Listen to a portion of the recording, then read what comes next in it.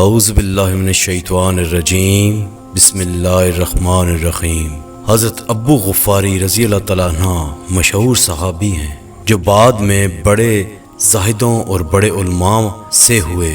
حضرت علی کرم اللہ وجہہ کا ارشاد ہے، ابو ذر رضی اللہ تعالیٰ عنہ ایسے علم کو حاصل کیے ہوئے ہیں جس سے لوگ عاجز ہیں، مگر انہوں نے اس کو محفوظ رکھا ہے۔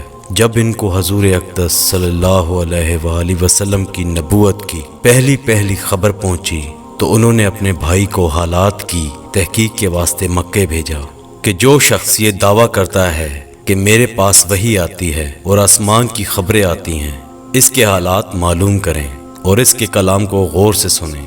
وہ مکہ مکرمہ آئے اور حالات معلوم کرنے کے بعد اپنے بھائی سے جا کر کہا کہ میں نے ان کو اچھی عادتوں اور عمدہ اخلاق کا حکم کرتے دیکھا اور ایک ایسا کلام سنا جو نہ شعر ہے نہ کاہنوں کا کلام ہے۔ ابو ذر کی اس مجمل بات سے تشفی نہ ہوئی تو خود سامان سفر باندھا اور مکہ پہنچے اور سیدھے مسجد حرام میں گئے۔ حضور صلی اللہ علیہ وآلہ وسلم کو پہچانے نہیں تھے اور کسی سے پوچھنا مصلحت کے خلاف سمجھا۔ شام تک اسی حال میں رہے۔ شام کو حضرت علی کرم اللہ وجہہ نے دیکھا کہ ایک پردیسی مسافر ہے، مسافروں کی، غریبوں کی، پردیسیوں کی خبر گیری، ان کی ضرورتوں کو پورا کرنا ان حضرات کو کھٹی میں پڑا ہوا تھا، اس لیے ان کو اپنے گھر لے آئے۔ میزبانی فرمائی لیکن اس کے پوچھنے کی کچھ ضرورت نہ سمجھی۔ کون ہو، کیوں آئے؟ مسافر نے بھی کچھ ظاہر نہ کیا۔ صبح کو پھر مسجد آ گئے اور دن بھر اسی حال میں گزارا کہ خود پتہ نہ چلا اور دریافت کسی سے کیا نہیں۔ غالباً اس کی وجہ یہ ہوگی کہ حضور اکرم صلی اللہ علیہ وآلہ وسلم کے ساتھ دشمنی کے قصے بہت مشہور تھے۔ آپ کو اور آپ کے ملنے والوں کو ہر طرح کی تکلیفیں دی جاتی تھیں۔ ان کو خیال ہوا کہ صحیح حال معلوم نہیں ہوگا اور بدگمانی کی وجہ سے مفت کی تکلیف علیحدہ رہی۔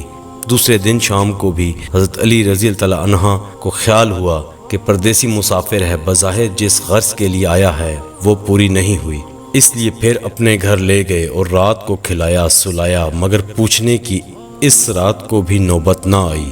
تیسری رات کو پھر یہی صورتحال ہوئی تو حضرت علی رضی اللہ تعالیٰ عنہ نے دریافت کیا، فرمایا کہ تم کس کام سے آئے ہو، کیا غرض ہے؟ تو حضرت ابو ذر نے اپنے ان کو قسم اور عہد پیمان دیے اس بات کی کہ وہ صحیح بتائیں۔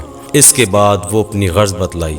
حضرت علی کرم اللہ وجہہ نے فرمایا کہ وہ بے شک اللہ کے رسول ہیں اور صبح کو میں جب جاؤں تو تم میرے ساتھ چلنا، میں وہاں تک پہنچا دوں گا، لیکن مخالفت کا زور ہے، اس لیے راستے میں اگر مجھے کوئی شخص ایسا ملا جس سے میرے ساتھ چلنے کی وجہ سے تم پر کوئی اندیشہ ہو تو میں پیشاب کرنے لگوں گا یا اپنا جوتا درست کرنے لگوں گا، تم سیدھے چلنا، میرے ساتھ ٹھہرنا نہیں، جس کی وجہ سے تمہارا میرا ساتھ ہونا معلوم نہ ہو۔ چنانچہ صبح کو حضرت علی کرم اللہ وجہہ کے پیچھے حضور اکرم صلی اللہ علیہ وآلہ وسلم کی خدمت میں پہنچے۔ وہاں جا کر بات چیت ہوئی، اس وقت مسلمان ہو گئے۔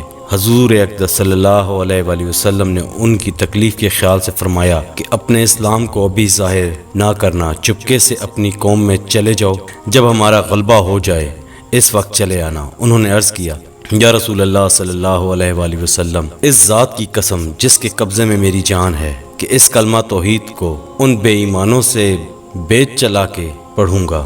چنانچہ اسی وقت مسجد حرام میں تشریف لے گئے اور بلند آواز سے اشہد ان لا الہ الا اللہ واشہد ان محمد رسول اللہ پڑھا۔ پھر کیا تھا، چاروں طرف سے لوگ اٹھے، اس قدر مارا کہ زخمی کر دیا، مرنے کے قریب ہو گئے۔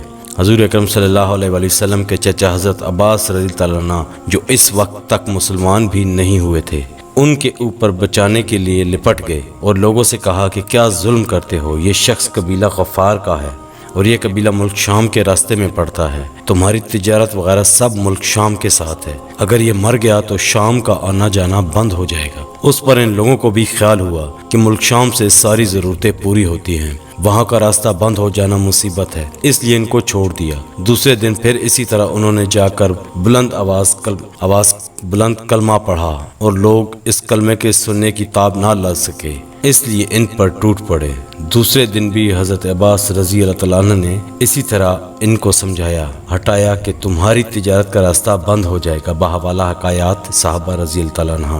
حضور صلی اللہ علیہ وسلم کے اس ارشاد کے باوجود کہ اپنے اسلام کو چھپاؤ۔ ان کا یہ فعل حق کے اظہار کا ولولہ اور غلبہ تھا کہ جب یہ دین حق ہے تو کسی کے باپ کا کیا جاتا جس سے ڈر کر چھپایا جائے، اور حضور صلی اللہ علیہ وسلم کا منع فرمانا شفقت کی وجہ سے تھا کہ ممکن ہے تکالیف کا تحمل نہ ہو، ورنہ حضور صلی اللہ علیہ وسلم کے حکم کے خلاف صحابہ رضی اللہ عنہ کی یہ مجال ہی نہ تھی، کیونکہ حضور اقدس صلی اللہ علیہ وسلم خود ہی اسلام پھیلانے میں ہر قسم کی تکلیفیں برداشت فرماتے رہے۔ اس لیے حضرت ابو ذر رضی اللہ تعالیٰ عنہ نے سہولت پر عمل کے بجائے حضور اکرم صلی اللہ علیہ وسلم کی اتباع کو ترجیح دی۔ یہی ایک چیز تھی کہ جس کی وجہ سے ہر قسم کی ترقی دینی و دنیاوی صحابہ کرام رضی اللہ تعالیٰ عنہ واجمعین کے قدم چوم رہی تھی، اور ہر میدان ان کے قبضے میں تھا۔ جو شخص بھی ایک مرتبہ کلمہ شہادت پڑھ کر اسلام کے جھنڈے کے نیچے آتا، بڑی سے بڑی قوت بھی اس کو روک نہ سکتی تھی، اور نہ بڑے سے بڑا ظلم اس کو دین کی اشاعت سے ہٹا سکتا تھا۔ دعا ہے کہ اللہ تعالی ہم سب کو بھی صحابہ کرام رضی اللہ عنہ کے نقش قدم پر چلنے کی توفیق عطا فرمائے، آمین یا رب العالمین۔ ناظرین، اگر آپ کو ویڈیو پسند آئے تو ویڈیو کو لائک اور چینل کو سبسکرائب کر دیں۔ جزاک اللہ۔